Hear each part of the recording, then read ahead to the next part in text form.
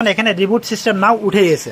তো আমি যদি লাইনটা খুলে দিই, এই দেখুন লাইনটা কিন্তু আমি খুলে দিলাম, এই যে টিভিটা অফ হয়ে গেল। এখন লাইনটা আবার আমি দিয়ে দিলাম, এই যে লাইনটা দিয়ে দিয়েছি। এখন টিভিটাকে আমি রিমোট দিয়ে অন করবো। তো রিমোট দিয়ে অন করার সাথে সাথে দেখুন স্মার্ট টিভি কিন্তু লেখা চলে এসেছে, এই যে আবার কিন্তু রিমোট সিস্টেম নাও, অর্থাৎ টিভিটা স্টার্ট করলেই কিন্তু এই লেখাটা চলে আসছে। তো এটা আসলে কি কারণে, সে প্রসেসটা সম্পূর্ণভাবে আমি আপনাদেরকে দেখাবো।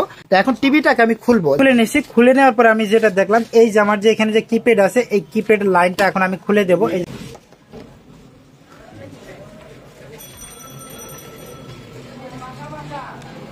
এই দেখুন লাইনটা কিন্তু দিয়ে দিছি। তো অলরেডি আমার স্মার্ট টিভি লেখাটা চলে এসেছে। এখন যদি লোগোটা আসে তাহলে কিন্তু বোঝা যাবে যে আসলে আমার প্রবলেমটা সমাধান হয়েছে না হয় নাই। এই দেখুন এখন কিন্তু আমার অ্যান্ড্রয়েড যে লোগোটা আছে সেটা কিন্তু চলে এসেছে। তার মানে এই সুইচগুলো যদি আমাদেরকে শর্ট হয়ে যায় তাহলে কিন্তু আমাদের এই সমস্যাটা হবে।